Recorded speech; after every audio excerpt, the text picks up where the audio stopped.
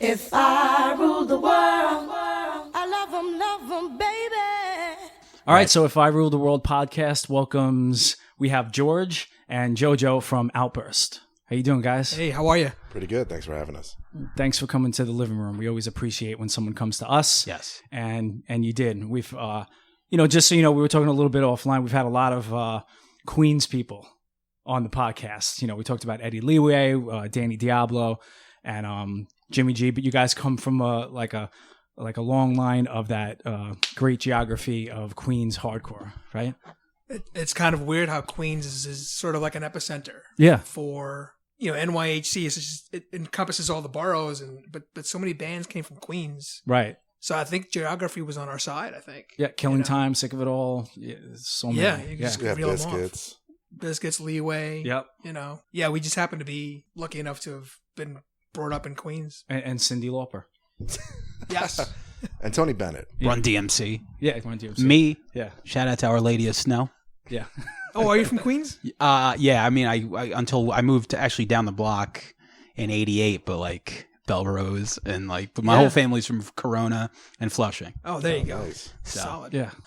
So what we want to do with you guys is, being that you guys had this history years ago and kind of ended in 1990, there was a couple of other times you guys played. There's a lot of interesting stuff out there. What we did notice, a full thing of your history, besides the thing on the Brooklyn Vegan documentary, which is there. But as far as an interview, like a straight interview with you guys, we didn't see a lot of that. So we were excited to actually have you guys so we could really kind of just lay out how the band went and get your stories. JoJo, we've heard you're quite a storyteller.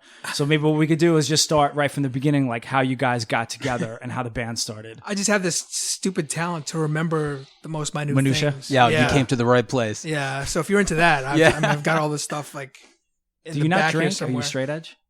I don't drink. He's straight edge. I'm not excessively drinker, but even back then, I was always the driver. I would always be a designated driver. And then he would tell me not to fall asleep when we were on like a 5-hour drive, and I'd be sleeping about an hour. Were you sitting shotgun? Road trips. I'd be sleeping an hour. How do you sleep in a car? I get nervous in a car. I mean, if you've been playing, we were play a show. exhausted. Yeah. Oh, okay. Well, maybe that's my problem. I'm never exhausted in a car. The road trips to DC or Connecticut, where you had at least a 2-hour drive back. Yeah, Pennsylvania. Yeah. And you're having beers and stuff like that, and I didn't because I knew I had to get in the car and bring us home. Right. But So I just everything- noticed all the straight edge kids, whenever I need to get a memory straight, I go to my straight edge friends because they fucking remember everything. JoJo's going to be much better than me in this interview, by the way. But it depends what you ask. So, but yeah, fire away. All right. Yeah, We'll be the judge of that. for sure. Like, how did you guys meet? How did the band get together and all that other stuff? So you want to talk about minutia? Like freshman year of high school, we were both going to St. John's Prep, Okay. and we both took like the Q18 or Q19A bus right by our house. But there was one day where the bus wasn't coming, and for some reason his mom pulled up at the bus stop. Well, I was in the back. Yeah. And we didn't formally know each other yet because we're still freshmen. He lived directly across the street from me. Yeah. But I hung out with different folks like from my old grammar school still, Yeah. so I don't really get to know the neighborhood guys. So I saw him and his mom drive away to bring him to school, and I just stayed there waiting for the bus. I'm like, oh, all right, that's the dude that lives across the It street was from pouring me. raining out, and I said, "Mom, should we stop for him?" She was like, "No, we got to go to school." Yeah, but they didn't know me. Kept going, Yeah. shot right by him. He lived across the street. We knew who he was. But later that as time went on, I saw him in the hallways, and then I met all the guys in the block a lot better. And that would include AJ from Leeway, Sasso from Leeway, Yeah. Mike DeJean. So Anthony we were just Caminali too, right? Kaminali. Yeah, Kaminali was in our high school. Oh, wow. So yeah, if you want to talk about St. John's Prep and who went there with us, Yeah. it's pretty crazy. Like all these. So Anthony Caminali and AJ Novello from Leeway were in the same year. Mm. They were older than us, so we see them wearing like safety pins and like Right. power trip jackets. Not the power trip from Texas. Yeah. Will probably come up later. But Yeah. all this punk and hardcore stuff, like the DK logos on your sleeves and stuff. And like that. back then, our St. John's Prep was in the Ditmars area of Astoria, which is sort of northern Astoria. But you know, Kraut was really the band Okay. that started Yeah. everything in that area, and everybody looked up to them as gods. You know, Right. like Davy Gunner and Johnny Cons were the ones that, you know, people were like, oh my God, that's who you wanted to be like. You know? Right. So Yeah. that was the sort of the pinnacle. And I don't know if Eddie Leeway mentioned this, but I know AJ will credit Davy Gunner for getting him into it. When AJ was a freshman at St. John's, Davy might have been either a sophomore or junior. So he was their older like influence on punk. Yo, everyone has that. Everyone like, you know, to credit Christian McKnight, I heard him mention that everyone has like their Yoda.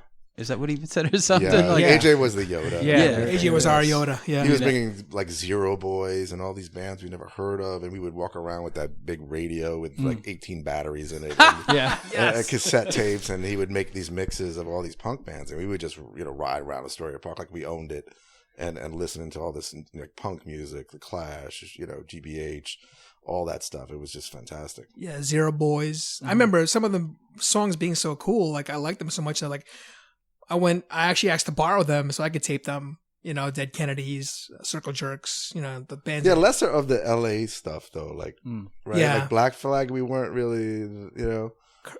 Corrosion of Conformity was the one I think. that's the one band, like, you know, from the crossover era that I really liken to your band. You know, like I could COC? see, I could see like that flavor definitely, like the early. That was the best CBGB show I ever went to. Was the COC when they What came year? from- I'd have to say 86. Okay. It was 86. It was a sweat Like box in Animosity. CBGBs. It was like wall to wall. You couldn't even slam dance because it was like you were shoulder to shoulder, and everyone did that little sway thing. Yeah. Because that's all you can move is about 6 inches that way and 6 inches that way. And the cool thing about that was it was our buddies. It was AJ and Sasso from our block who was in this band that, you know, we had seen them before. They were the Unruled when Token Entry was Gilligan's Revenge. Right. That was all starting at, like when we were in high school. That's when Anthony was in. Yeah, Yeah, He was in Gilligan's Gilligan's Revenge. Revenge. Gilligan's Revenge, right? And then for them to get this gig at CB's, number one was big time for Yeah. them because that was like the place to be when you're like 16, 17. Sure. But then they're playing with Corrosion of Conformity, whose album we're like listening to every day.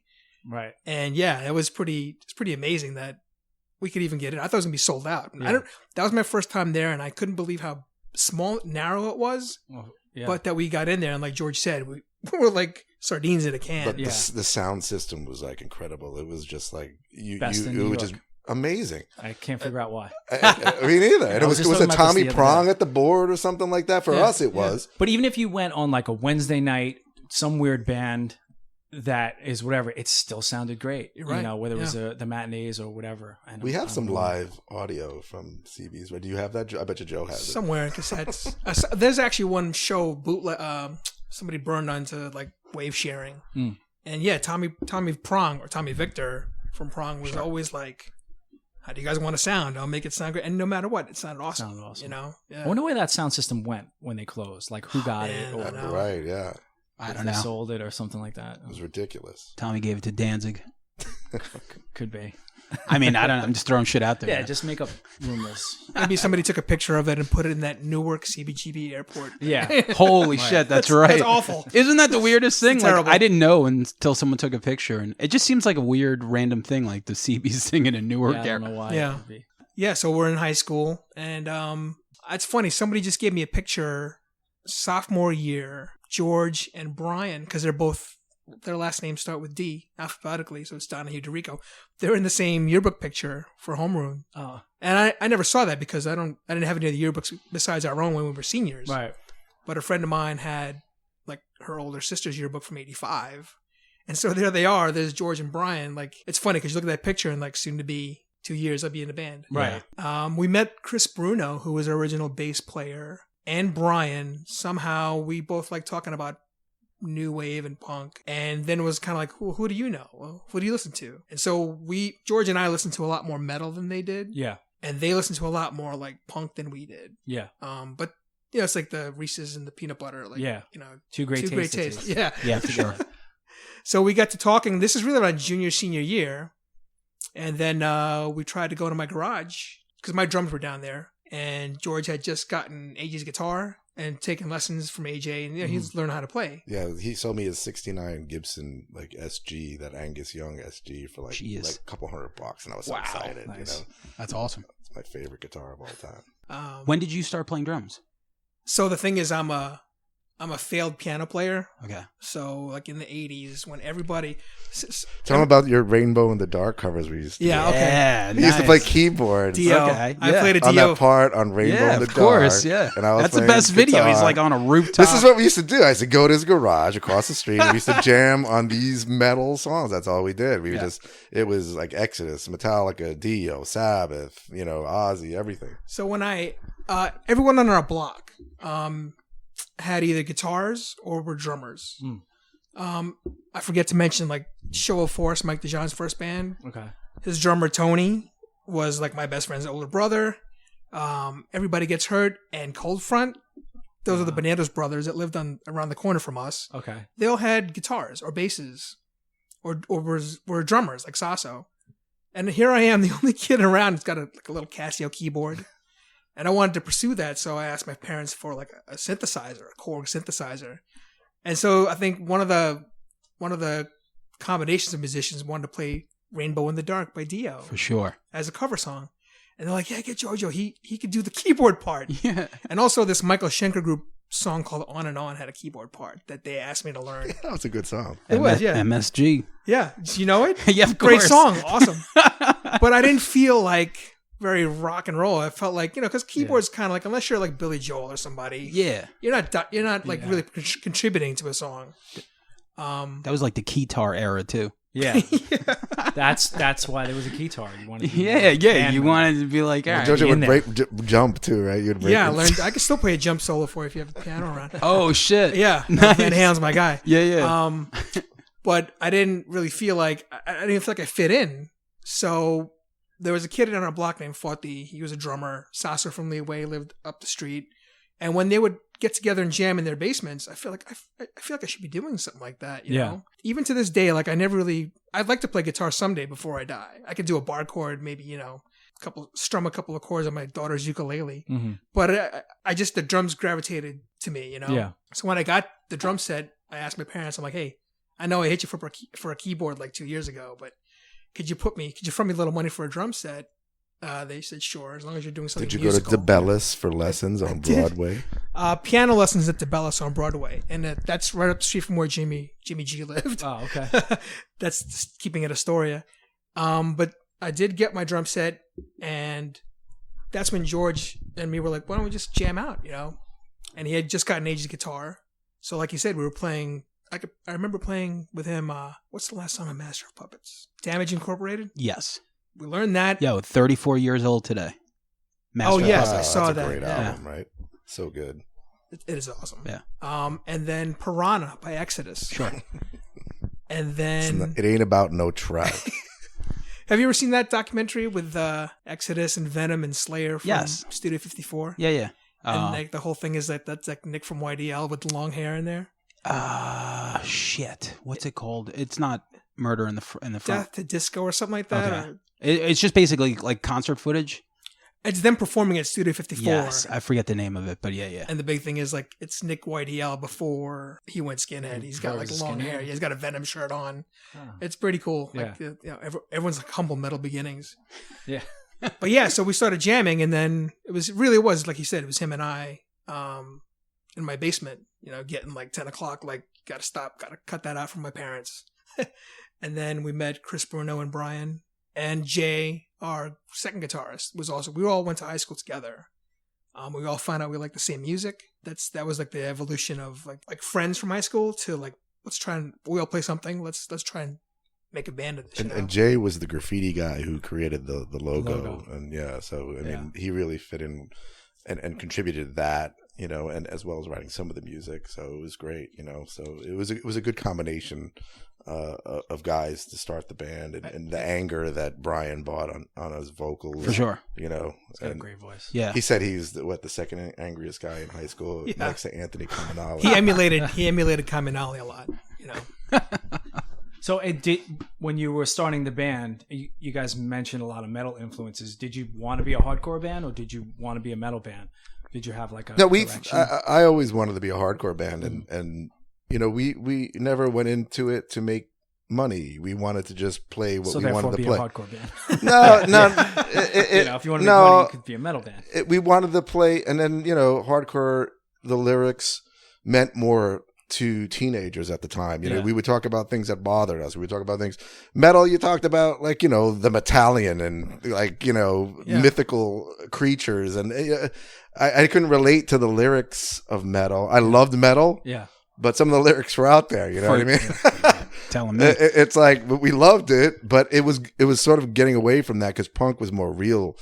For young people, and we could talk about things that bothered us or things that we wanted to change, Mission Impossible, about society. So we felt more comfortable in that realm.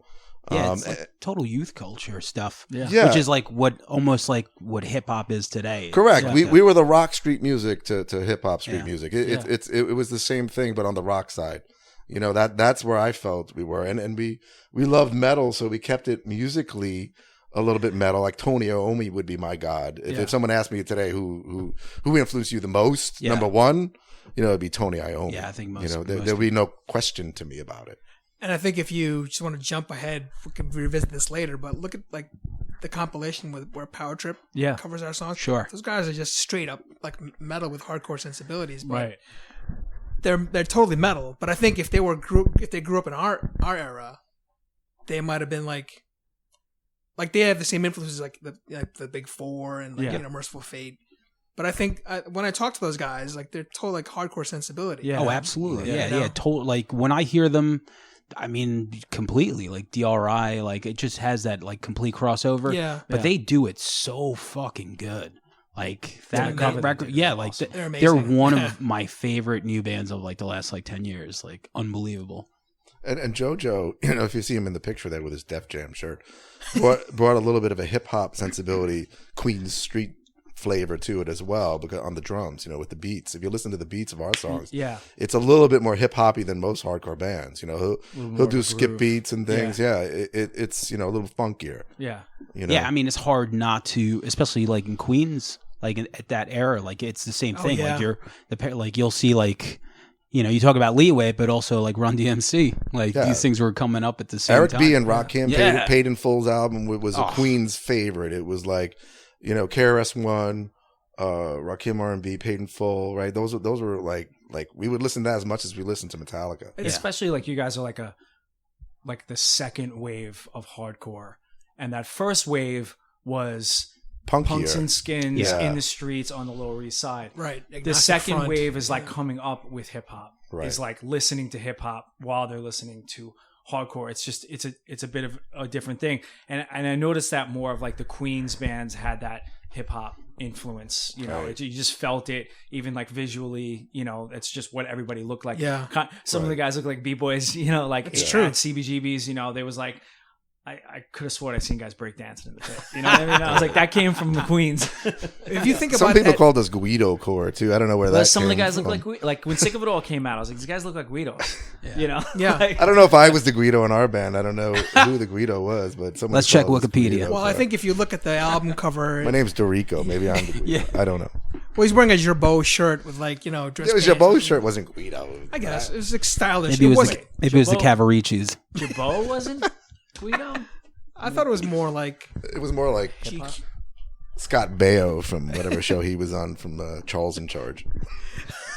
Oh. If you think about the throwback, maybe 86, 87. When did License to Ill come out? 87? 87, I think. 86. Oh, maybe it was 87, yeah. So you have Beastie Boys used to be New York hardcore, right? Yeah. And then the crossover to rap. But then on that, you got Kerry King playing guitar on No Sleep Till Brooklyn. Yeah. So there's all these genres being mixed into a stew. So when George brings up the hip hop, he's totally right. You would listen to all that stuff. I would drive these guys crazy on my road trips in my tape deck, just putting rap on. Yeah. Not a single bit of hardcore, because that what was going on at the time. Right. We were in the scene that we were in, and then we're also waiting for the next Metallica album or Slayer album to come out. So there was a lot of good stuff happening musically, to cross-pollinate. Public Enemy records were harder than some of the hardcore bands that we listened to. Right. It was fucking hard. Yeah, they took the Angel of Death. They took Angel of Death. Yeah. Yeah, Hank Shockley, the Bomb Squad, genius. Yeah. Complete Amazing. geniuses. Yeah. Like, we definitely, like, they took Angel of Death, that breakdown, they made a Channel Zero. And a lot of that that song, stuff, yeah. like you hear, like, Straight Outta Compton, like that shit hit fucking harder than, like, a Faster Pussycat record. Yeah. You know what I'm saying? Absolutely. Shout out to Faster Pussycat, though. Yeah, but, no you know, offense to yeah, Faster House of Pain's my jam, but I'm just saying, like, you know, Straight Outta Compton. Oh. Yeah. We can talk Yeah, hair and metal. at that point, metal was getting weird. Metal was like, you know, Judas Priest put out Turbo Lover at that time. It was getting a little soft, and everyone was going towards the Skid Row, you know, Yeah. vein of pop metal. You know what I mean? Towards the Bon Jovi side. Me and JoJo were there then. It's like that first Skid Row record's amazing. But I love So good. hair metal still. Though. Me too. Like, I love like power ballads are my jam. I have a playlist on Spotify, like, of my favorite power ballads. And my girlfriend's 8 years younger, and when I play it, she's just like, just doesn't get it. And I'm just like, this is fucking Warrant, and it's fucking good. And Yeah. she's just, it's See, so that didn't really permeate our in Astoria. I mean, I listened to it on the side, yeah. and I also like my best friend. I'll edit it out. Liked. No, that's fine. No, There's no shame in my game. No, JoJo doesn't give a shit. He played drums one show at CBGB's with a Debbie Gibson T-shirt. I don't know if you guys know that. Yeah, it was in Yes, the that was documentary. in Straight the up. doc, yeah. Yeah, Yeah. He So- loved all that. Electric stuff. Youth. And we I- liked that he loved it. We didn't care. I just it would fuck with so many people when I like just be up on stage with the Debbie Gibson Electric Youth T-shirt. There's a picture. There's a picture taken by BG Pappas for the CBGB's book, where we're watching Underdog play, and Arthur's in Underdog playing guitar, and on the back it's me, Walter, Arthur, Siv, Kaminali, and I'm the only one you can see. If you, I'm sure BG has like angles of it where I'm wearing my Debbie Gibson T-shirt, and the sea of like, you know, well, people would think now today is like all these hardcore people, like Right. legends or whatever, and I'm rocking a Debbie Gibson T-shirt. I don't give a shit. Fuck it. I love her. Yeah, man. I think it just comes down to, like, you know, because I love everything, you know, so Right, like, exactly. I like songwriting. Yeah. I like songwriting. Like, I'll talk to you about, you know, Rain and Blood or the first Lord record. You know what I'm Oh, saying? I sold that record. Which one? Lord, the Royals. Yeah, did you know that George has a? I work for Republic Records. His career is like, Oh, yeah. no. Didn't know. What? Yeah. Yeah, I That sold- record is so good. We broke her out of lava with Jason Flom. Yeah. It's a whole new Yo, avenue Shout to out go to Jason down. Flom, Listen, that's who actually discovered Twisted Sister at the same yes. time. I listened to his podcast. He does Wrongful Conviction. He's an amazing guy. Yes, Yeah, a very, yeah. very nice man. Yeah. Oh, that's so I random. asked George about his pictures with Post Malone like 4 or 5 years ago before he was who Post he is Malone's now. a great writer. So yeah, we broke Post Malone at Republic. How too. weird is it with the Ozzy connection, though? Yeah, it's Ozzy amazing. has- I loved it all. You know, I had left Republic about a year ago, but you know, just to see that was just, it made my heart feel good because Post is a great writer and he's, you know, he's from upstate New York, moved to Oh, I didn't know that. I to thought Texas. Okay. Uh, Does he really have a dime bag tattoo? I don't know if he has a dime bag Okay. tattoo. Well, he's I- a Dallas guy. I mean, Okay. he probably should. Could be. Like he has a picture with like Riley from Power Trip because he digs them. Yeah. Like he wears Power Trip shirts at his shows and stuff. Yeah. I think it's a Dallas Fort Worth thing, maybe. Yeah, maybe. Yeah. You know. I love all his albums, man. I think Beer Bombs and Bentley's is my favorite album the last 3 years. I'll tell you straight up, it's a great album. You know, he's just a great writer, you know. But isn't that what, you know, Sam and I have talked about a lot? Like, what makes a great band is that, let's just say you're in a hardcore band and all you do is listen to hardcore, then you're just going to sound like a watered down version of your favorite band. But the bands we all really respect listen to a lot of other things. Yes. You Yeah, know, Post Malone absolutely. can listen to Pantera and then, you know, bring something into his music in the way, you know, you guys did. You know, what Outburst sounded like was the sum of all these outside influences and not just being like, oh, we're friends with Leeway, let's try and sound like them. You know. Yeah, we didn't really sound anything like Leeway. I don't No, think no. Leeway was very AJ was very structured. AJ was like sort of, you know, he must have been I picture him like sort of like a Keith Richards or like sort of the bassist from Iron Maiden, Steve Harris. where he was telling everybody exactly what to do. You know, Yes, what I mean? Steve Harris was. You know, I saw the Paul Diano thing where he was saying, I didn't see that. You know, it came out today that where he was like, Steve Harris used to be so tough that he really didn't want to be a part of the band anymore. And then, you know, I thought I was in Rock and Roll with the Party, and and Steve Harris was like this military guy. You know, I picture AJ like that because AJ was so structured. His songs were so specific, and every strum of every chord was very specific. But I wanted to play more like punk rock, style, looser, a little more live in the studio sounding, rough. Which is funny that you don't like Black Flag, because to me, like, one of my influences, and my band sounds nothing like that, but Greg Ginn's playing is so loose and like ugly and dissonant. Yeah, I just don't know. I just the way it hits you. Just the music. I'm a song guy, and I know you are too. Yeah. But none of the songs hit me like, I think there's a lot of underrated hardcore too. And I'm not going to talk badly about any hardcore bands, but there are some that are underrated, which I can speak about. I think Underdog is very underrated, like to the max. I think Crumbsuckers are extremely underrated. Yeah. And I think Rest in Pieces is underrated. Definitely. I don't know if it's why they don't resonate as much nowadays, but maybe they do, and I don't know. But those albums to me were the ones that were like, whoa. And then Breakdown, and I think they're underrated. I think Breakdown's demo was probably the best hardcore piece of work that I've ever heard. I'll tell that to Carl and Drago. That music and Jeff's vocals to me are probably the most distinct hardcore sounding vocals that I ever heard. Yeah, you're right. It's a very clear, like the way he does it. It doesn't sound like anybody else. But was the demo the 7-inch the same thing with the skateboard on it? Like, I don't know. JoJo would know more. I don't know if it was. Oh yeah, the blackout with the skateboard. Yeah, it's just they took their the demo, the 2-track or 4-track, and put it on a vinyl. But yeah, that demo is nuts, and it's funny to follow up on George's point. Yeah, Breakdown and Killing Time are pretty much like cross, like they're cousin bands. Yeah, they have Carl, Drago, and Rich in common, but different vocalists. And Carl was able to manage to write like a different kind of style for Killing Time. Yeah. After he finished writing Breakdown songs, which are like tough to do, insane. Because they don't sound like each other. I tell Carl that all the time. I'm like, you're just ridiculous, man. Like, me and JoJo would relate mostly to Carl and Drago.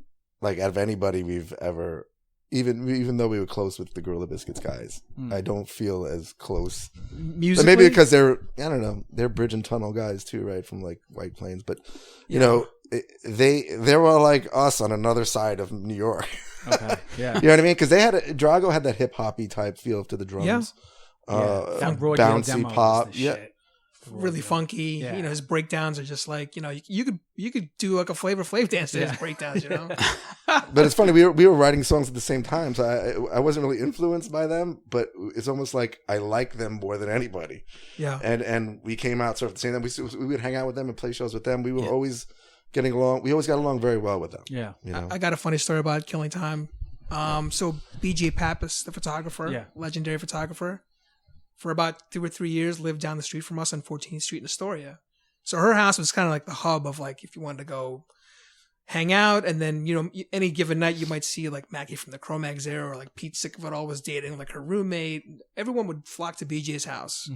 And there was one night where we were in the middle of like mixing Miles to Go, and the producer, Bob Vandermark, gave us a cassette of what it would sound like without vocals.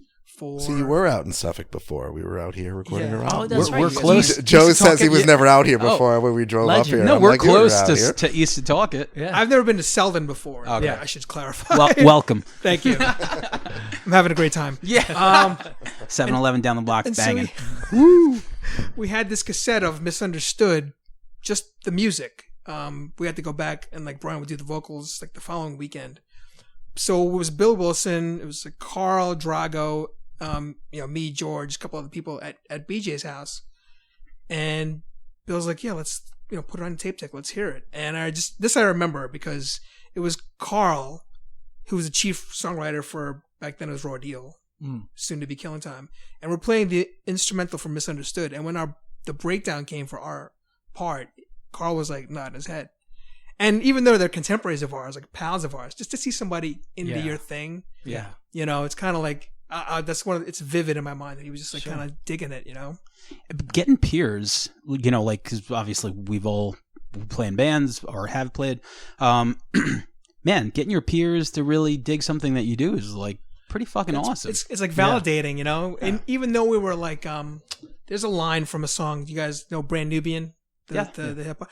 So there's a song called Dedication, and then one of the lines in the song, it's like, just because I'm a rapper doesn't mean I'm not a fan, right? So we're all doing these bands with each other, or you know, playing these same shows, but we're also like, I appreciate your music. Like he said, Underdog. I love Underdog, you know. And you'd also say hi to them at the show. Yeah. But it's kind of like, it's just it was a good time for all the bands to be appreciative of. Didn't Anthony Caminale tell Bill Wilson that we were good, that we should be on the comp, and we should? Yeah, that's how. I don't know how that story goes, but JoJo I think tell it. Bill tells it on the documentary, but you know, I guess when the Revelation Way It Is came out, Bill had this idea to like do another comp of the bands that didn't make it, right? And maybe just show the rest of everybody who, you know, there's still a lot of other bands here that weren't covered, right? And Anthony Caminale mentioned to Bill, he's like, you should come down and check these guys out. And this must have been like 88. We were already on Freddie Alva's New Breed compilation. So Bill, as the story goes, Bill came down and like, just, you know, checked out our show. And then I think from there he asked us if we wanted to do something with him. And he already had like Gorilla Biscuits lined up, Uppercut, right, Breakdown, and Sheer Terror, Raw Deal, Sheer Terror, right. And I think he had, if you ask Bill this, I think he had Underdog committed too, but they just couldn't work it out. Uppercut was on it? Yeah, Uppercut. Yeah. Norman Bates, the shower hits. Yeah. Oh, Maximum Penalty. Maximum Penalty. You know? And so you guys were on two legendary comps. I mean, comps back then defined what the times that was going on. Obviously, like where the Way It Is, and what was before that? Together was it the Revelation? The 7-inch. Yeah, and then it was Where the Wild Things Are. Was like just put. I felt like, and I was a kid, but it just felt like you were like, okay, these are the bands I like now. I got to get that 7-inch, that 7-inch, that 7-inch, that demo, and those are the bands that you loved. It was like Dim Sum. And they bring the card out, and you're like, oh, they got that, and that. Oh, I think I'll try them all. And and then you know what you like now. Yeah. You know what you don't like. For sure. It's like a sampler. Yeah, almost. For sure. That's why, like, and even like later on, you know, for me, the things like with like Epitaph or like, you know, those comps would do the same thing. Like, you know, 10 years later, and you're like, oh, I like this Alkaline Trio song or this from there, and then it's like, awesome. Vagrant stuff. Yeah. So it's a discovery tool, like to get you into other bands. Now you got Spotify playlist. Spotify. You don't need comps in the same way that you used to, you know. Although it is so hard to be heard.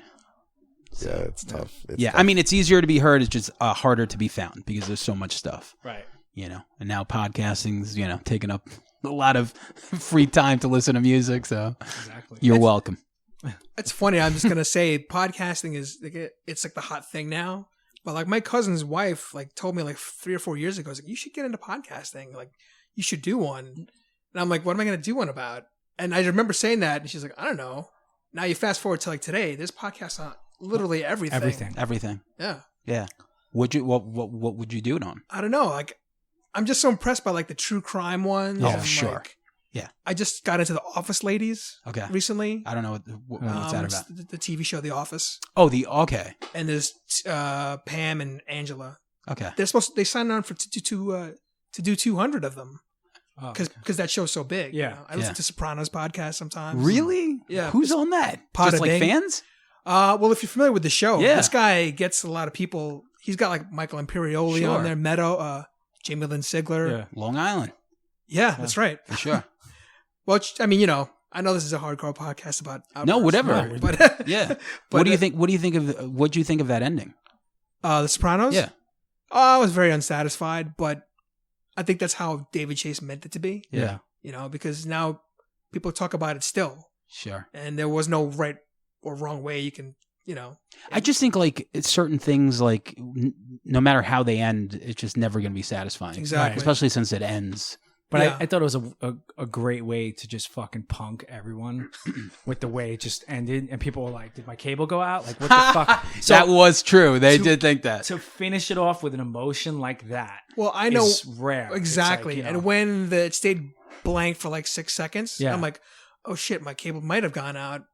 And then the credits started rolling. And I just remember screaming out loud, what the fuck? Yeah. I don't know, but everyone's in a good mood because Journey puts everyone in a good mood, you know? Yeah, and it was just all these Yeah. weird things coming together. And then, but an episode or two before, what was the guy's name? I can't remember his name. On the Sylvia? show. No, it was who was dating Tony Soprano's sister.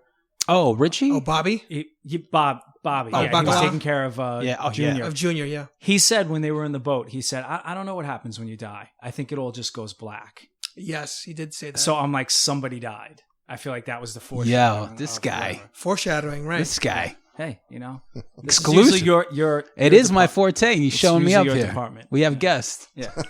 God damn. All right, whatever. So, but yeah, the podcasting thing is like, it's just great. Like, I think if you have something to say, I mean, it's like having a band, basically. Why not? Yeah. I mean, I can't. It's hard to believe that me and George are here right now talking to you about this stuff.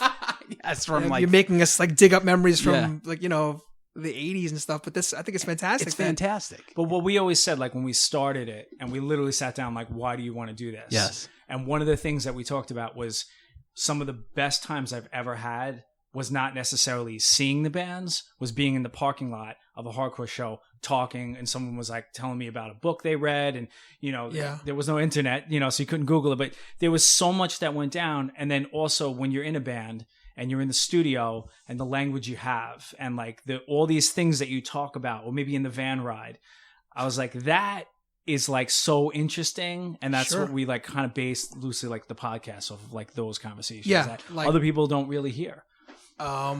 Memories that don't necessarily translate. You can listen to a record over and over again, but you'll never know about the story of, for example, like when we let our first bassist go, Yeah. or George is laughing. JoJo had to go there. Go there. well, so it was maybe May of '88, and we were playing a show in Albany with Raw Deal and Chris Bruno, who had Anthony driving the van, by the way. yeah. So we all crammed in, like you had mentioned, vans. So Anthony was the funniest guy. it's us of and all Raw time. Deal in a van heading up to Albany. On the way up there, we're like, this is great. Everyone's pals. We're drinking beers, having fun, laughs. We play the gig. It's a great gig. We didn't know that Anthony Caminali had a friend who lived up in Albany who was going to put them up.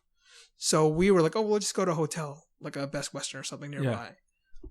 We did that after the show, but our bassist flat left us and went with Caminali and wasn't around to see us get kicked out of the hotel. Flat left. Straight up flat left. Yeah. Like not even like, yo guys, I'm going to go. He just went. Disappeared. We knew that they were going to come back in the morning for us, but we didn't know that Chris Bruno was going to go with them. So there's us and our roadie kicked out of the hotel. The coffee shop closed. So We had like 9 people in one hotel room. Is that why you guys got kicked out? yeah. We We They're didn't like, nope, you're out. what do we know when we're like 17, 18? Yeah, you know? yeah. I would think the same thing at that age. So they kicked us out. They wouldn't even let us buy a second room. They were like, no, there's too many of you guys. Yeah. Right. So as we were like sitting in the street watching the sun come up, George is just getting angrier and angrier. He's like, we were all pissed, Yeah. but we're like, this guy. When you're exhausted and you got, it's cold out. You're Yeah, like, we couldn't goofing sleep in a around bed. the parking lot. Everyone was pissing me off. Right. It's just getting bad. Right. So our Irish is up, but Right. especially George because he's part Irish. His Irish was really up. So we're like, what are we going to do when they come back? We can't be mad at Raw Deal because they never said they were going to put Yeah. us up. But who were we mad at? Chris for bolting on us. Yeah. He didn't, you got to go through things together, and he just totally split. And it was kind of because he did this like hero worship with Caminali a little bit, Yeah. So he was like on his dick. So like that's kind of shitty to do to us, Like he didn't even tell us you were leaving. Anthony Caminali pulls up. It's like 11 o'clock in the morning now. We stink. Our stuff is like laying on the floor outside the hotel. It wasn't even a hotel. It was outside of like a Denny's or something across the Right. street. We're in bad shape.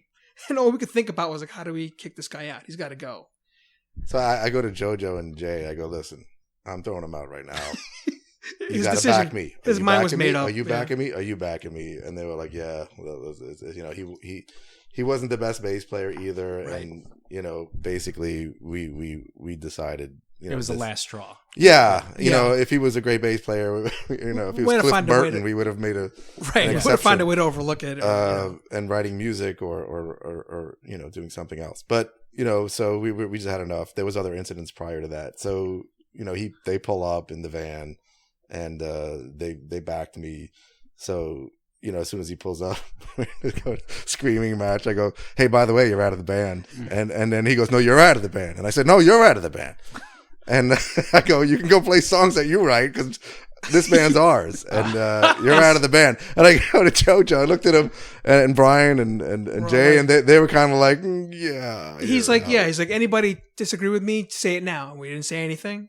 But the best part is, who's listening to all this? And Kaminale is laughing so hard and there's at the whole thing going on, and we didn't think it was funny at all. We were super, I was heated, and Chris was heated, and we were going at it, and Anthony just was laughing. And there's Carl, Drago, and Rich, like, awkward silence. He's like, "What just happened here?" And then we had to ride back together to New York. 4 hours home. Albany is far. Get in the van. Yes, exactly. That's totally what it was. And we're all driving in the same van. It was pretty intense, and the whole way home, Kaminale was just reaming him out, like you know what I mean, like to no extent of merciless abuse all the way home, because I guess he felt he was junior, and he was just like laying it on him. He goes, "You got thrown out of your own band." Yeah, he kept saying that to him. You got thrown out of the band you started, because he would always claim that he started it. I mean, he's a founding member, yes, right, but you didn't start it. We all came together. We just told you how we started it. Yeah. And then coming on, be like, "Well, how does it feel to get kicked out of the band you started?" But I'm saying, like, for 2 hours straight, it wasn't like, it was pretty bad. Was Chris, your bass player, like, "All right, guys, sorry, can I stay in the band?" He said he kept the beer cold. That was his line. And that was. Hey, what? I don't want beer at 11 a.m. He's like, "But I kept." Oh no! So they came back with a cooler full of beer for the ride home. He's like, it was his idea. He said that was his way to kind of make it nice. Yeah. He didn't have any idea that he was. We didn't like that they flat left us, but it was a perfect not excuse, but a reason to part ways. Right. But the ugly thing about it was having to go back with Kaminale, like riding him relentlessly all the way down back to New York City. Jesus. And I felt bad. I still make jokes with the guys in Raw Deal about it, or Killing Time, and they're like, "Yeah, that was like, I didn't know what to say. We didn't even want to look at you guys because we were pissed." Wow, you could even one awkward van ride, staring out the window. Yeah. So those are like the stories, like you had mentioned before, like parking lot stories, and minutia that doesn't make it onto like a thank you list, or how many times you spin a record or cassette. And I think you said it in that documentary that even the bad times become good times. Was it you that said that? I did say that, because look, we're hanging out in Selden laughing about it. About that awful you were so story. heated back then, but we're all like smiles and laughing, and it is true. It just becomes, luckily, it does become good Time times. heals some wounds, Yeah. Yeah, so you guys played till, like you said, 1990 originally, right? Yeah. And like what broke up the band? I mean, I know you told me off record, but well, we should mention that after Chris had departed the band, we picked up Mike Wells, who plays on the 7-inch and the comp. Yeah, Mike Wells was a great bass player. He really added a lot to the songs. He wrote a lot of great bass lines and enhanced the music. Yeah. I give him credit to George had the riffs for guitar, and then he would put like little tasty noodles or riffs in there, which Chris couldn't do. So that was kind of a blessing in disguise that it worked out that way. After the comp and the 7-inch, we started playing around, taking road trips, playing CBs every couple of months, making friends with everybody, till 90.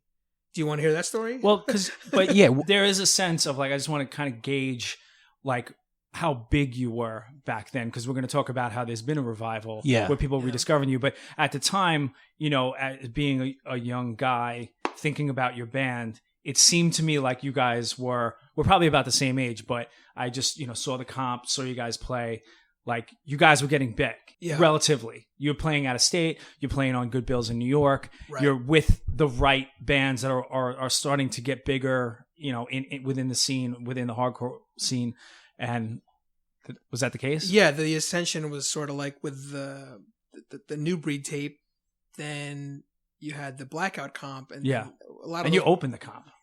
Yeah, that's pretty. That's all Bill. JoJo's breakbeat drum starts off. That's pretty crazy. Fucking great. Bill said it in that documentary too. He's like, I just love like an intro, and like the intro and those types of things were fucking everything back then. Yeah. It just got you excited. People would start dancing. Yeah, everybody that comes in. Everyone starts warming up. Yeah, people like doing stretches. Yeah. And you know, That's all. Limbering up. Yeah, that's all Bill's product placement. I think he, by him putting that on the first side A of first song, I think it had a lot to do with the exposure of that. But yeah, we had the Bills were getting good, and I think if we had, I don't know, it's hard to say if we had kept going, like if we wrote another 7-inch or another album, or maybe did a full length for Blackout. We don't know because it never happened. right? So, Didn't we break up right when the 7-inch came out?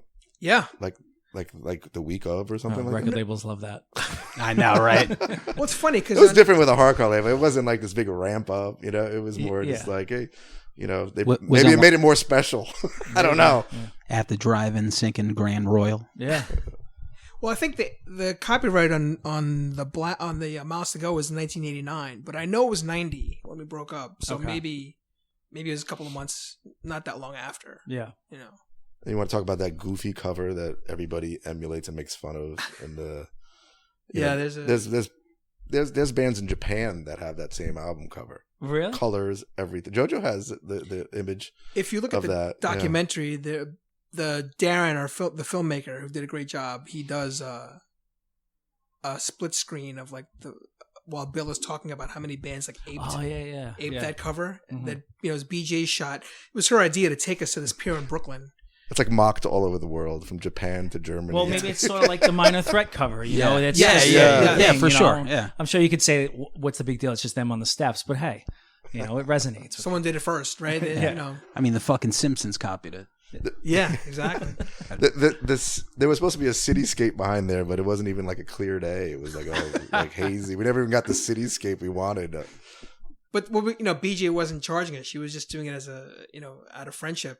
And she was the hardcore photographer back then to almost all the bands. So I think Bill paid her, but I don't think she was asking for the sky or anything because we're pals. Right. So she's like, well, I got an idea. Let's just take a car ride down to Brooklyn and take this picture. And then she posed this in all these different sort of ways, which if you ever see the sheet of all the ones that didn't make it to the cover, the outtakes, they're pretty hilarious. I think Bill's going to put one or two of them on the reissue, but yeah.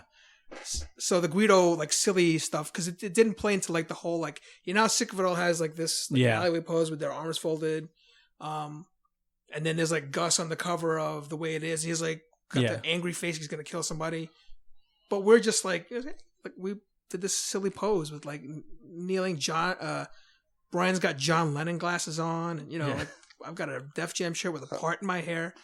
Yeah, who's that Guido on the left, and John Lennon and Kurt Cobain in the middle, and all this stuff. There's so many comments on it.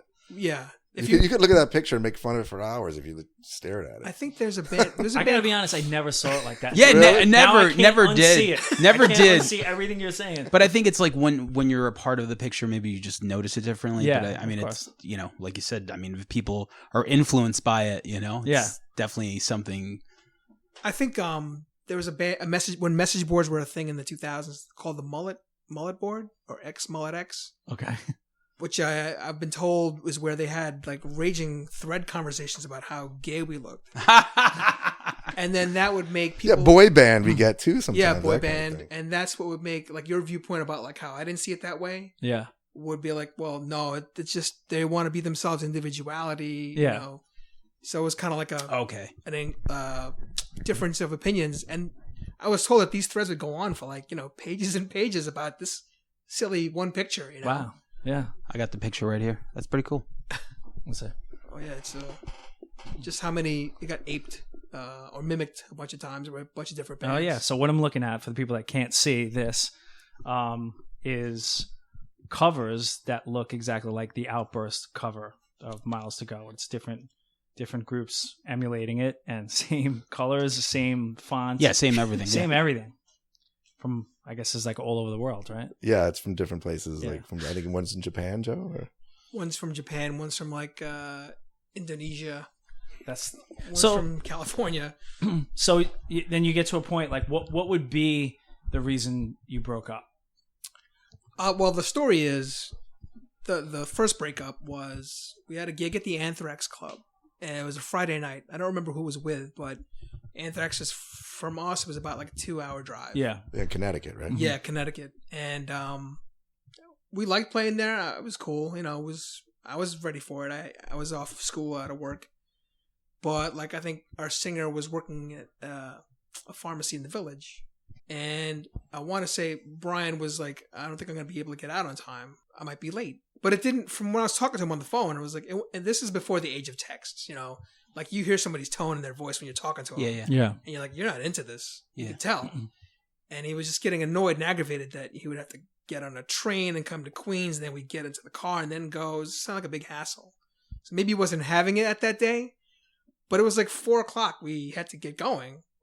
And I just remember saying something like, well, see if you can get out early, like, because we don't want to be too late. Because we Right. had missed shows before by being late. Like, we'd go down to D.C. and the show would be over because we got caught in traffic for Yeah. being late. Oh, that sucks. So we didn't want to be... But leading up to this show, we were all kind of like half in, half out. I think Jay was half in, half out. Jay became like a better musician than all of us, like a practicing guitar player, and he wanted to play. And we were Chili Peppers fans too at the time, the early Chili Pepper stuff. Yeah. First 2-3 albums. So he wanted to be in a funk band, you know, and he had the chops and the talent to do it. And And you he know, was.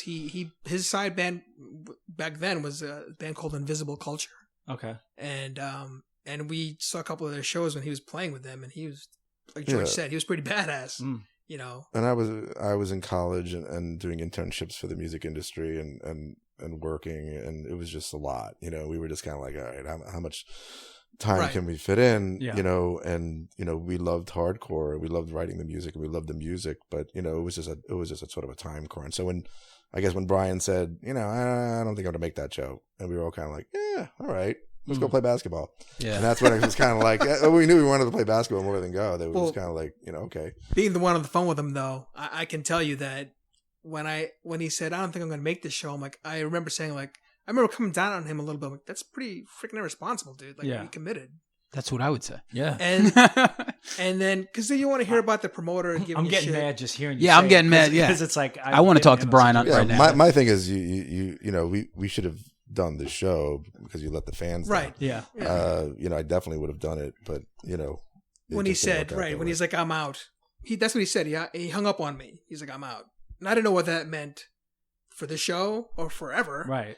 He just hung up on me. And back then, you know, you couldn't, now you can angry text somebody Yeah. back like, Yeah. You hung what, up me, what the F motherfucker? does that mean, you know? Yeah. So I just walked outside and told George, I'm like, nah, we're not playing it. I think he quit. So let's go play basketball. So we did. We shot around. We went to Did the anyone park. call the venue? I think I had to. Yeah. That's, Yeah, and the just thing let him is, know. Whoever booked you, there's like a myriad of people who you feel Right. like you let down. There's like a protocol on how this Yeah. works. If you're going to cancel, you better let him know as soon as possible. Who called So- Bill Wilson? Must have been you. Sure, probably you. was me, yeah. Yeah. But I just remember feeling uncertain for a little while. Like, did he mean quit? Like fuck it. Was he in a bad mood? Right. So I thought about that stuff all weekend, and then I remember I went to the pharmacy where he worked, where I used to work actually, together with him, and I remember asking like, "So what's going on, dude?" He's like, "Nah, fuck it. I don't want to do this anymore." And that was 1990. Right. And then we couldn't get him for the reunion in 2012, right?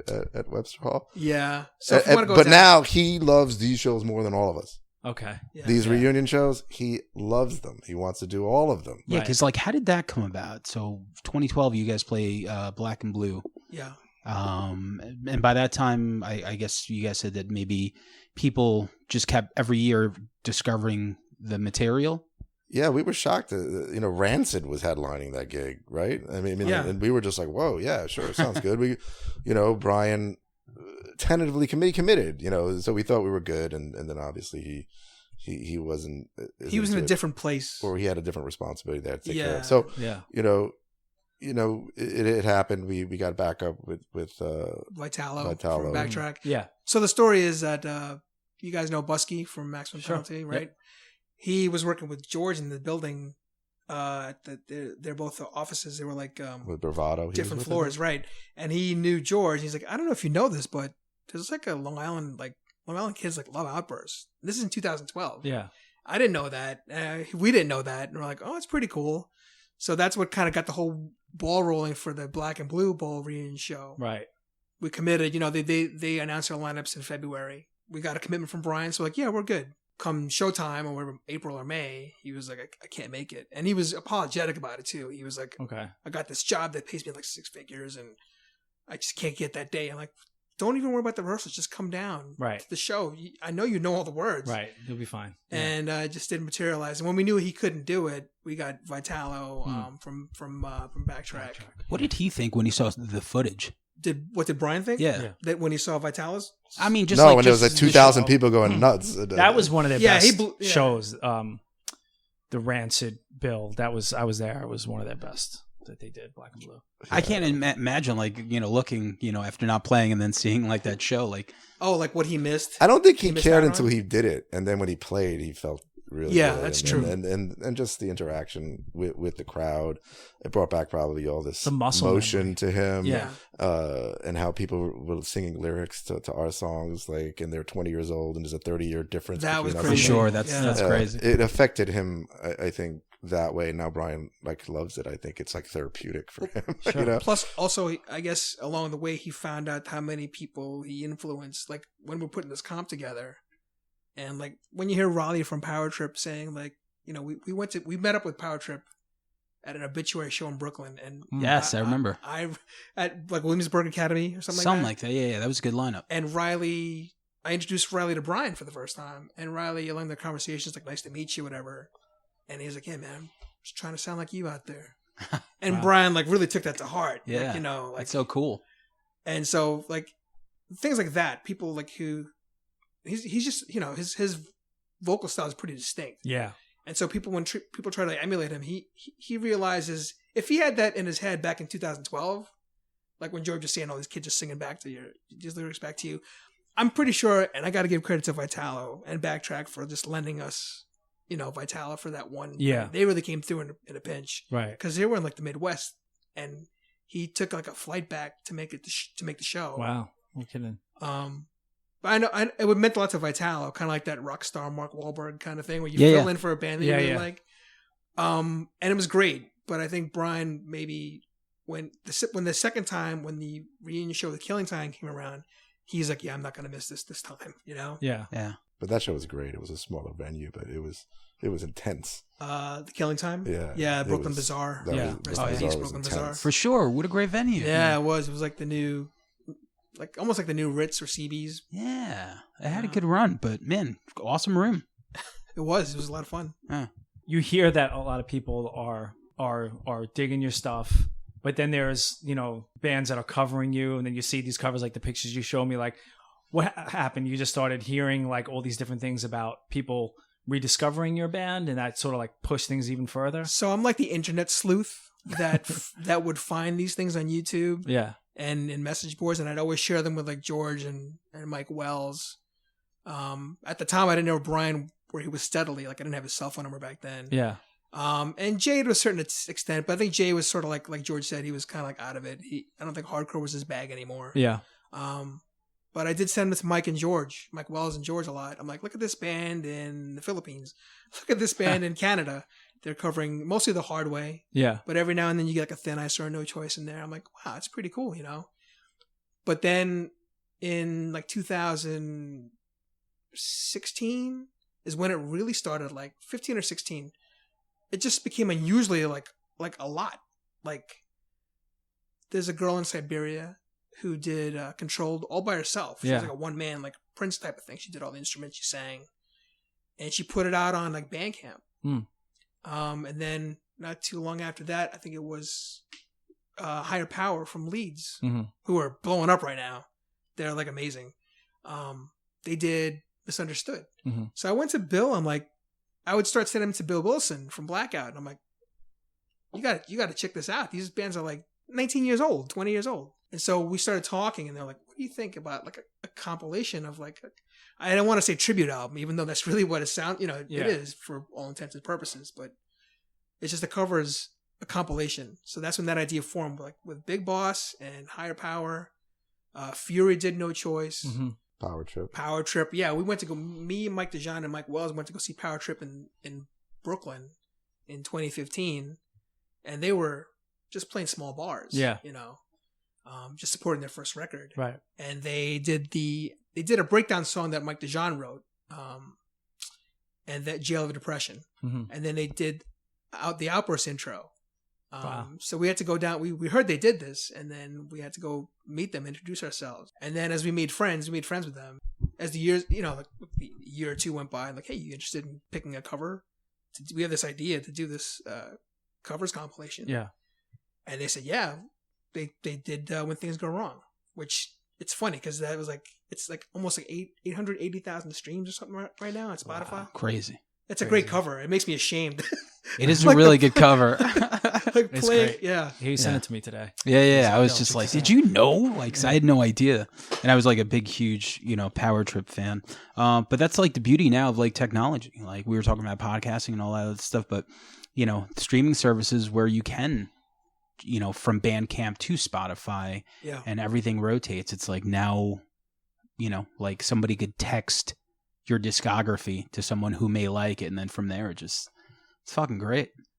It's mind blowing. I know it's, to me, I still think we're just these bunch of dummies from Queens and who have all, I think in the documentary, you'll see like, I don't know if it made it into the final cut, but we're like, we just played hardcore music, Yeah. But to have lyrics and resonate with people across the world, or like music, like inspire somebody who you've never met before. Right. That's kind of cool. That's like the name of the game. And it's nice too that classic records and good records don't just get lost. People can rediscover them without having to like have a cool record store in their town. Because we used to love going to cool record stores. I'm sure you did it. I did it. And then it's like, but you've got this one thing. There's only like 1,000 of them made. But now if there's, with the internet, it can be across the world and it doesn't get lost. Yeah. So George can speak on that because he does Spotify at his career. So we were basically saying how the music industry was and then how great it is that things don't get lost, and you're part of the music industry now, or you've always been. Right, I've always been. I've been doing this probably for, including retail in the music industry for 30 years. So, switched from CD sales. I was always in the commerce side, and then the digital downloads, and then into the transition into the streaming age, which what we're doing now, which is the playlist game. So it's I know the playlist game. I was just reading an article about it on the train over here. It gets so wild, and people are always still trying to figure it out. But regardless, it's always the song that has to perform well on the playlist. So you can, there's lean back streams versus lean forward streams where there's search and stuff, and lean back is basically you're just getting sort of empty streams on a playlist. You know what I mean? That people aren't really engaged with the artist or the band. They're just hearing it because it's on that playlist. So they're streaming it, and you're getting streams, but it's sort of like fake streams. So there's a lot going on in that world, and people are trying to figure out, but basically it's all about the music still, and it's pretty much the same, but the music gets out to everybody more so than it has, like you said before. It's easier to hear music on 10 different platforms where you can stream it for free, or with ad-based platforms, or just with one of the subscription services. But again, and I think hardcore, I really think, like in the early 2000s, there's a lot of missing, coming from the business side, people just throughout Napster and the BitTorrent and hardcore became big again because of that. Absolutely. Because it's hardcore and it's punk and it's outlaw and it's that male demo that actually, downloaded or illegally downloaded it, or wherever they got it from, or file shared it. And then that's why there was a resurgence there in particular hardcore bands that were being shared. And it actually started our resurgence again in the early 2000s. I would say 2003, 2004, 2005, after the CD era was starting to, kind of decline. But I doubt anybody ever bought our songs for 99 cents. I really, because that demo didn't buy songs for 99 cents. Right. And I don't blame them. That's the demo of that genre of music, and it's kind of cool. But now with these younger kids, which are Gen Zers or whatever, they're starting to stream it on Spotify, which is cool. So we're seeing an increase in growth there due to what we're doing with the comp and actually the cover record, which we're going to include in the vinyl piece as well. So, but vinyl's also seeing a resurgence. So we're seeing numbers increase in the industry in the last 5 years on vinyl. So vinyl and streaming are up, even though vinyl's a smaller percentage. But right, you know, the downloads are way down, and the CD sales are practically nil. Yeah, For sure. I mean, for me, it's my favorite $10 to spend all month. I could be homeless, but as long as I have my Spotify subscription, straight. You know, like I could listen to, like I listen to it all day at work, like 8-9 hours. You know, and I started like really researching like a lot of the videos for like my band's last release, because I was like, all right, how am I going to get onto release radar? So I started watching these YouTube videos. There's so many of them, and I cracked one of the codes, but I'm still always trying to learn and stuff. Oh, is there like an algorithm to it? Like so method? That's an algorithmic playlist. They have Music Daily, Release Radar, or algorithmic playlist based on your monthly listeners and your followers on Spotify. That's basically what it's about. So if you have that and you're Post Malone and you have 40 million, so you put out a song, it's going to get heard right away. But if you're Outburst and you have, you know, 4,000, I think we're up to 5,000, you know, monthly listeners, which is actually pretty cool. That's a pretty good amount. Yeah, but it like I said, it's growing, and bands like Gorilla Biscuits and Cro-Mags are way higher than that, you know, and they deservedly so. Great bands. But yeah, you know, we're growing and we're excited, and we just want people to hear the music, and we just still want to be part of it, you know. Yeah. And what about shows? Like I looked, I didn't see you have anything booked, but I know you had played a bunch of stuff. Like, what is there any shows you're going to be doing in the future? Oh, well, we had at the end of 2019 we did A7, and then we did a Europe. Shout out to Drew I Stone. saw the European stuff. What's up, Drew? We did like a quick European jaunt because I think Cro-Mags JM couldn't make it. But Terror kind of like asked us if we wanted to be a part of like the opening, kicking it off. Cool. So that was cool, and then we sort of like took a break because you don't want to play too much. We don't have new material, right. But I think with the release of the covers comp, and like a whole new, I guess, audience like Power Trip fans, or Fury fans, or Higher Power fans, and Crime Watch fans who know it. Maybe we have a record release show maybe in the spring, right? And we have United Blood in Richmond, Virginia, first weekend of April. Oh, okay. Which is cool because we've never been down south, that far down south. Right. And I think it's a pretty great bill. So, who else is on it? Converge, Crown of Thorns, Vane. And I think it's might be more to be announced. Right. But I know that they just announced us, so we let our fans know. That sounds so weird to say. And like the future, like moving forward, I mean, you're just going to play random shows. I mean, like, obviously I would have to ask about like new music. Like, would you put out an EP, or is it just like something that you wouldn't want to do? So I don't write music. I just write lyrics, but I know that like George so I'm going to do a side tangent, but did you know that George and I did a song, like just a commercial song, like a pop song, like, no. And him and Dijon doesn't exist. You can't find it online. This is true. But riffs, if you want to go down that rabbit hole, we just we did a song. He played acoustic guitar and bass, and I played piano and drums. And then we got is Diffuser from Long Island? Yes. Yeah. So Tomas. He knew Tomas, and he laid down the vocals that I wrote the lyrics for. But yeah, it's not anywhere. It's just gonna be one of those like bonus track. Secret hidden. Well, in Indonesia. But I mean, that was 2008. We'll do a hardcore version of that song and just blast it out. Yeah, 2008, and he had that song in his head. So that I know he could still write. I know Dijon is always writing. Yes, Dijon's always writing. For sure. He can write anything. That guy. If you just give him 5 minutes and a guitar. But yeah, I didn't really think about that. You know, we're more like the legacy with the new audience that will come from this covers comp. Yeah, because it's such a hard thing to capture.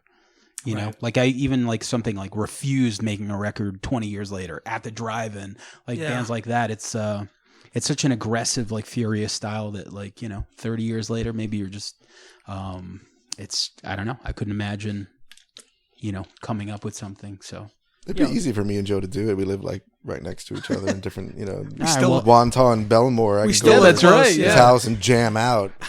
I remember writing the songs. I used to be in my house and we used to go to my porch, and I had like my electric guitar with not unplugged in, and it sounded like country picking. And Joe goes, "Oh, hello, you got another one of those country picking songs for me?" And I would just play it. But those were the songs that ended up on the EP and Mission Impossible and those tracks. I and love the country picking. So if you ever listen to the demo versions of like Man at the World or Mission Impossible, listen to George's right hand, because he's like strumming a banjo, except it's hardcore.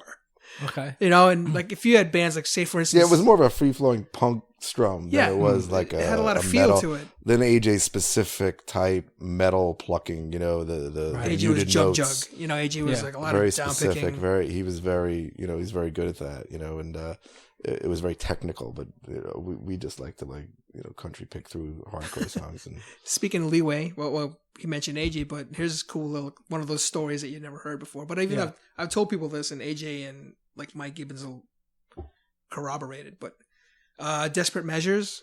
By the time AJ started writing for Desperate Measures, Outburst was already a thing.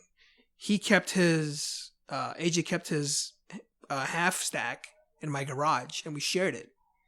So he would always come down up the block and play if he had time, and we'd jam out just to fool around. It was like on a Saturday afternoon or something like that. And one or two times he would introduce in their infancy the riffs to a lot of the songs in Desperate Measures in my garage. And so me and George are like playing with him. He'd say, give me a beat like this. yeah, I'd be playing rhythm guitar. And too, he would yeah. show us the riff. And so I just think that's a cool like little like yeah, for sure. The ones I remember most of Stand For was in my garage. Then Rainbow in the Dark. No Heroes, that opening riff to No Heroes. The Rockabye Baby riff on The Future. And most of Soft Way Out was written in my garage. AJ was showing us the riffs, and he was having us like back him up. That's how he wanted it, because George was saying how he was militant. Like he wanted how it was. So in his mind, he's working that out. And then later on, like Pokey and Mike Gibbons and Jimmy Poodle would work on the album too. But that's kind of were birthed in my garage That's on cool. AJ's half stack. So I thought that was pretty cool. Very cool. Yeah. And, what's cool these days, if the mood struck you and you want to do a song, you could do a song and just put it out. It's not like years ago where you had to we got to do a whole record. Yeah. If you could just, and then, speaking of records, like you have this long relationship with Blackout and Bill Wilson. And I don't always think that's the case with bands and their label. There can be a falling out, there can be issues, but it just seems like people that have a relationship with Bill and Blackout, it still seems to be pretty good. Yeah, Bill, we're type, he brought us back into it. So Yeah. to us, nothing would be happening unless he was, sort of taking charge and generating things to happen, like this vinyl piece, which we're very appreciative of. Yeah. So we don't get, there's things I don't agree with sometimes that he does, and but he's great, and he's doing the work that we would not be doing by putting out this vinyl piece and putting out this compilation and supporting it. So we really greatly appreciate it. And the social stuff he did a whole press run for us, Documentary, with the a he did it, documentary. So he's been fantastic. No, and look, we're not, like I said, we're not in it for the money. So we don't really expect much from this other than to have to share our music with other people. Right. So that's it. That's what we do. Yeah, that's. I don't even think we're getting a check. Yeah. It's just funny. I don't even care. It's like, he's doing all the work anyway. So it's like, it is what it is. Yeah, for people to listen to it, that's like the best thing. I think the exposure Yeah. and like the appreciation from new like younger age fans, I think is what he's looking for. The cross pollination of like Power Trip fans may not know what Crime Witch fans listen to, or Fury listens to Outskirts. But it's funny because when George and Bill and me are on conversations about the there's always business, little bitches on the they're text. talking. It's like they're talking Greek. I seriously don't know what they're talking about because they're both in the industry. Yeah. They're both experienced. veterans of Yeah. it. And I'm just like reading this. I'm like, what am I reading again? I don't know what they're talking about. is you know? going Pork on? bellies. Yeah, exactly. I knew it. But it's a risk for a label, especially these days, to do something. So, for him to come up with an idea and then take a bit of a risk to say, let's take this band that had broken up and we're going to try and get some new fans and rely on newer fans, and then to have this whole idea is pretty cool, and he's a cheerleader of yours, which is, you want, you don't. And it's a side gig too, he's got, he's got to pay the bills. And, we met in Chinatown, I would say in 2017 to talk about this vinyl piece. That's how long it's taken, right? To come about. It's and it's just about to come out now, right? So we've been talking about it, and we were in no rush. We didn't care, it's like we played some reunion shows. It's all good, if it comes out next year, I wouldn't care. It's like he's doing a great thing for us, and we understand it, and we appreciate it. Awesome, yeah, very cool. He's a good guy. I think we're gonna have to get Bill Wilson on the podcast For sure. Oh yeah, Bill Wilson. He'd be a good interview. Ask him about Killing Time, the method. That's all I'll say. Killing Time, the method. Killing Time, the method. Yeah, ask him what the method is. Okay. You'll love the response. Good, right? Yeah, we're good. Let's do the last question. Last question. Oh, yeah. All right. So the name of the podcast is called If I Ruled the World. So we ask every guest that simple question. So we'll start with you, JoJo. If you ruled the world, what would that look like? All things on the table, like my world. It's a Rorschach test. The way you answer it is the way, is a glimpse into your mind. Oh, okay. James Dolan will have sold the Knicks. Jerry Jones will have sold the Dallas Cowboys. Okay. And college tuition will decrease, or whoever's got that plan about like free college. All of them. Yeah, that would be like, because Bernie. like we have college age, soon to be college age kids someday. Yeah. So that's something, something that when you're an adult, that's sort of like on your mind. Sure. And then my family and friends would be happy and healthy, and it'd all be good. Everyone would be friends.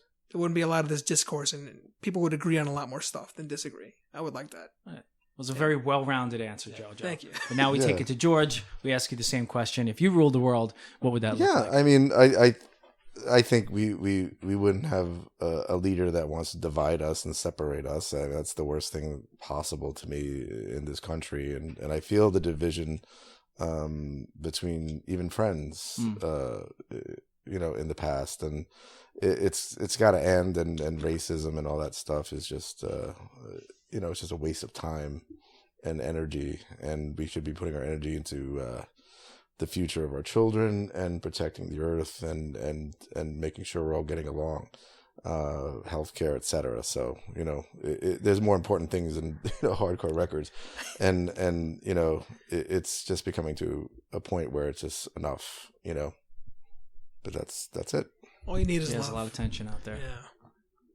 Awesome. But that's a world I'd live in. Yes, either one. Yeah, either one. And Rainbow in the Dark. I thought that's what you were going to...